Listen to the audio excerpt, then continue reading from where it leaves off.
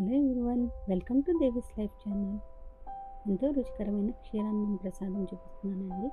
ఒక బౌల్ తీసుకొని ఒక కప్పు రైస్ తీసుకొని అందులో కొద్దిగా వాటర్ పోసి 2 సార్లు బాగా కడిగి ఒక గంట సేపు నానబెట్టుకోవాలి. ఒక గ్లాస్ వాటర్ పోసి స్టవ్ ఆన్ చేసి ఒక పాత్ర పెట్టుకుని కొద్దిగా వాటర్ వేసి మరిగించి ఒక కప్పు బియ్యానికి 6 కప్పుల పాలు, 3 గ్లాసుల వాటర్ పోసుకుని పాలు ఒక పొంగు వచ్చేంత వరకు ఉడికించుకోవాలి.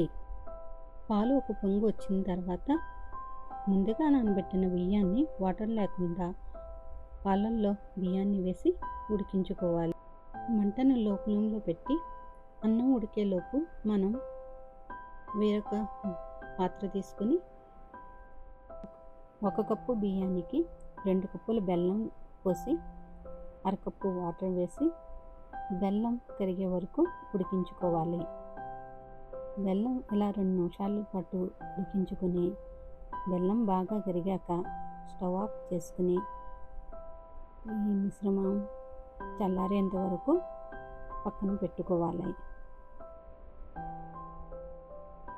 అన్నం మెత్తగా ఉడికిందో లేదో మనం చూసుకోవాలి. అన్నం మెత్తగా ఉడికిన తర్వాత పాలు దగ్గర పడుతున్నాయన్నప్పుడు 1 స్పూన్ యాలకుల పొడి వేసి బాగా కలుపుకొని స్టవ్ ఆఫ్ చేసుకుని మనం ఈ అన్నాన్ని చల్లారబెట్టుకోవాలి.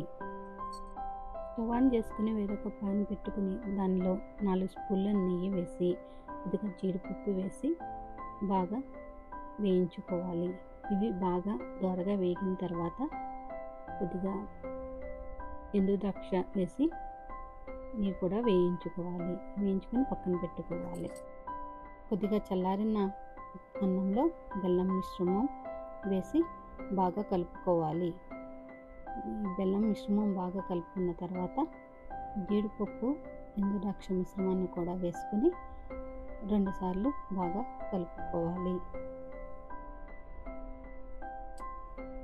అంతేనండి, ఎంతో రుచికరమైన క్షీరాన్నం తయారు అయింది. ఈ క్షీరాన్నం దేవునికి నైవేద్యంగా పెట్టుకోవడానికి నేను ఒక గిన్నె తీసుకుని దాంట్లో వడ్డించుకున్నానండి. Thank you for watching my video.